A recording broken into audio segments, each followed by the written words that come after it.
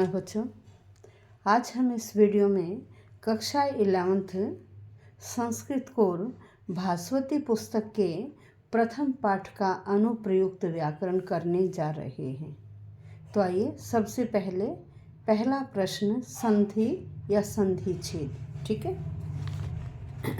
अब देखिए प्रांजलि, यहाँ कौन से दो शब्द हैं? एक है आपका प्र और दूसरा है अंजलि।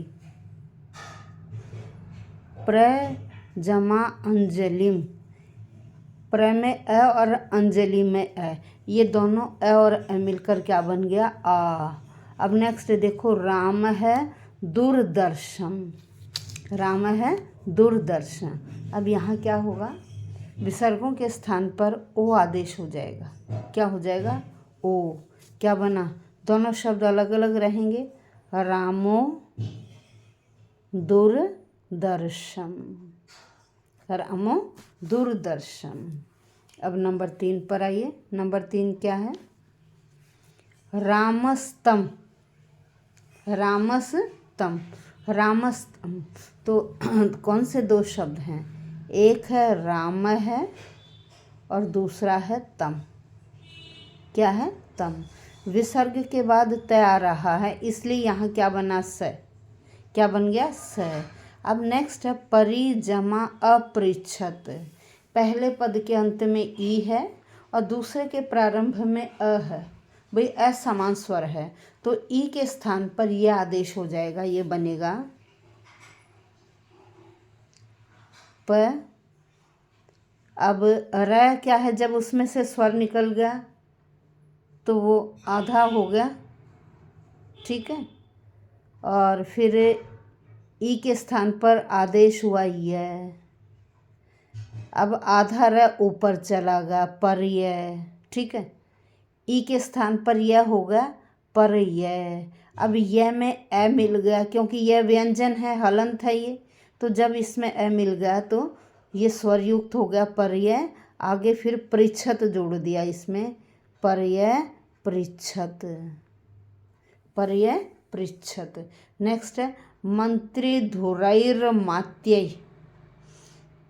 यहाँ भी दो पद है, मंत्री धुरई जमा अमात्यय,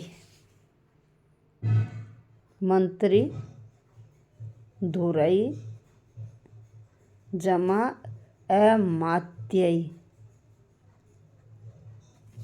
मंत्री धुरई जमा अमात्यय। क्या बन गया? मंत्री धुरैर मात्यय। विसर्गों का यहाँ र बन गया।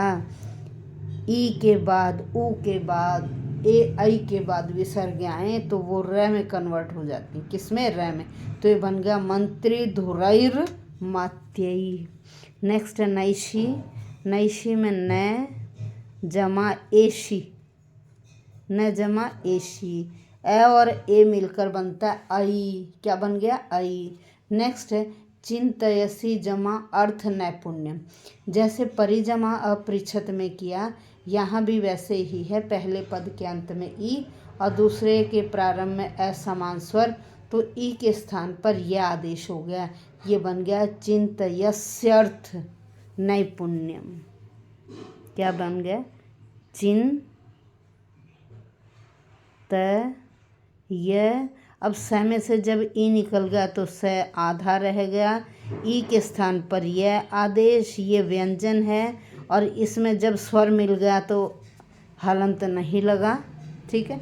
अब आगे का इसमें एज इट इज जोड़ दिया, थ नैपुण्यम, ये बन गया आपका, ठीक है। नेक्स्ट है महोदयम। महोदयम में क्या है? महा जमा उदयम, महाजमा उदयम।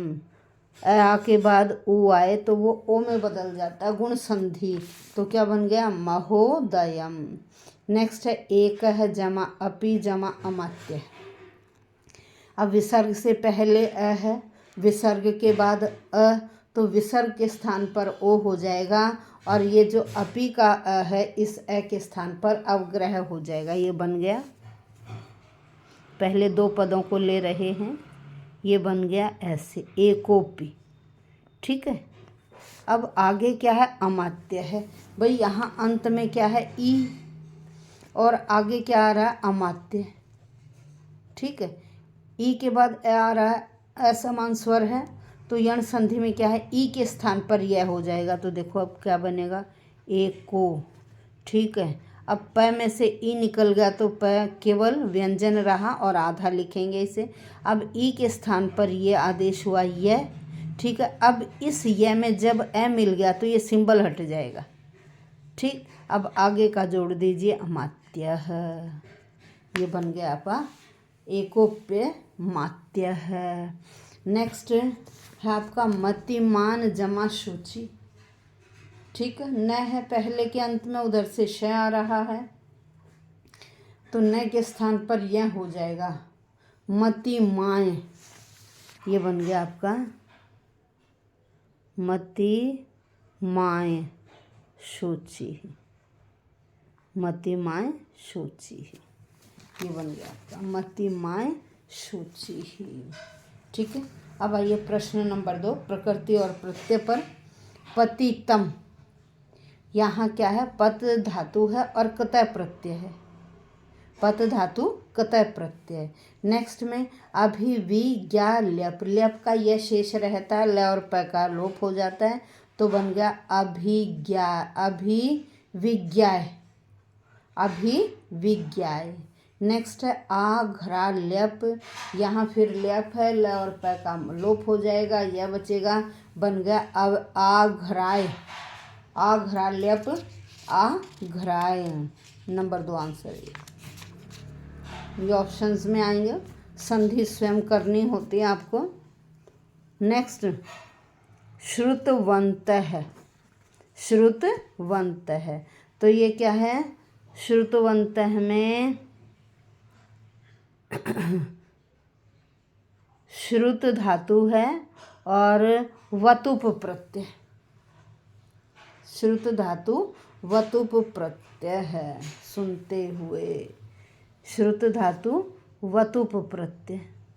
नेक्स्ट मंत्रित है, मंत्रित है, मंत्र शब्द है, मंत्र, मंत्र धातु है, और यहाँ कतय प्रत्यय मंत्रित है, मंत्र धातु कतय प्रत्यय मंत्रित है। फिर है प्राप महतीम, महत शब्द है और यीप प्रत्यय है, महत शब्द और यीप प्रत्यय, महत शब्द और यीप प्रत्यय है। नेक्स्ट है आपका युज धातु है, णिच प्रत्यय जमा कतय प्रत्यय, णिच जमा कतय प्रत्यय, णिच जमा कतय प्रत्यय। ये बन गया आपका योजिताः, क्या बना, योजिताः। नेक्स्ट है धृति जमा मान, धृति जमा मान, तो यहाँ भी धृति शब्द और मतुप प्रत्यय, धृति शब्द और मतुप प्रत्यय। नेक्स्ट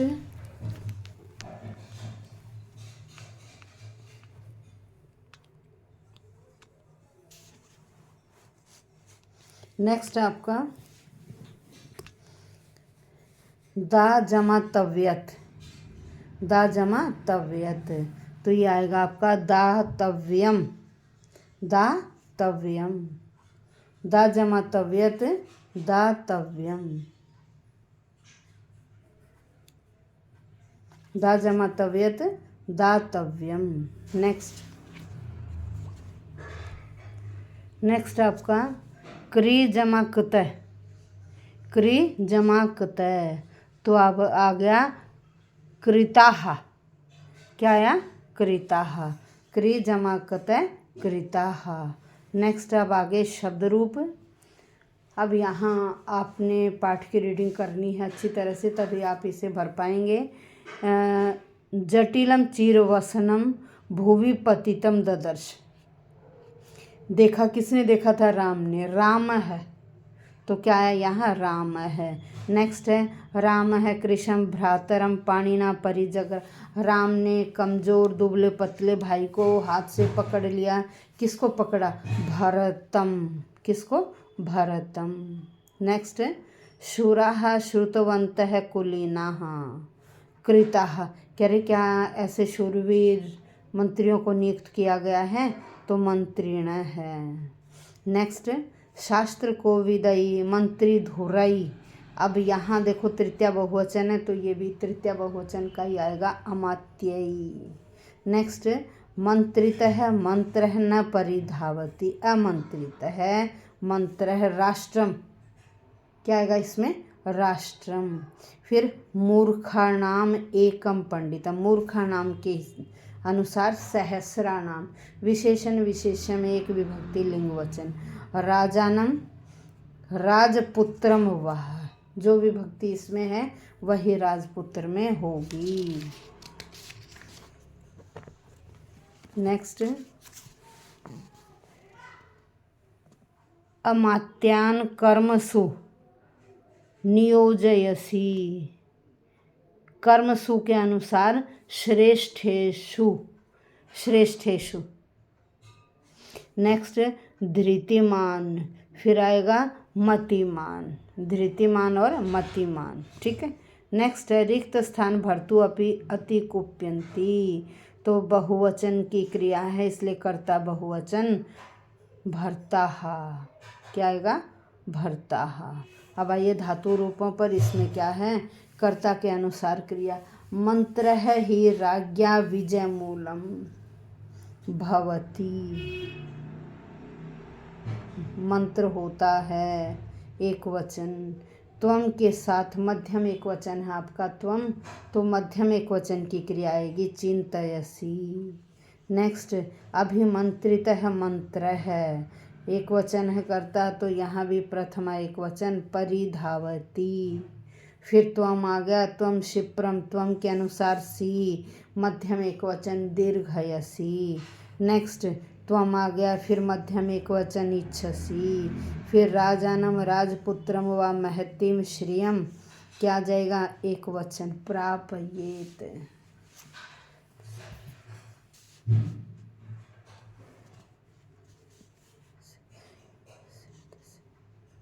ये क्या? द्विवचन। राजानम राजपुत्रम। दो हो गए ना, राजा और राजपुत्र, तो यहाँ द्विवचन प्रापयेत। सेवते सेवेत।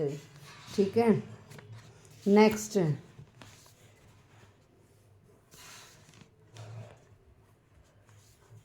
त्वम श्रेष्ठान। त्वम श्रेष्ठान। भाई त्वम के अनुसार फिर मध्यम एक वचन आ गया नियोजयसी।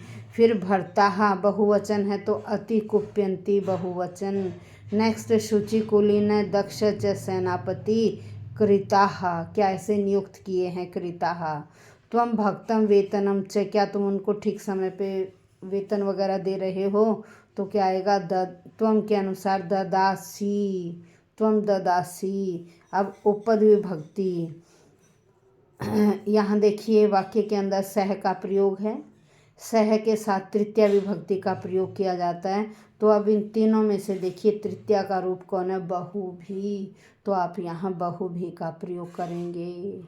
बच्चों अच्छी तरह से समझ में आ गया होगा आज ये, क्योंकि मैंने पीछे से शुरू किया था अनुप्रयुक्त व्याकरण, और आज हमने फर्स्ट लेसन का किया है।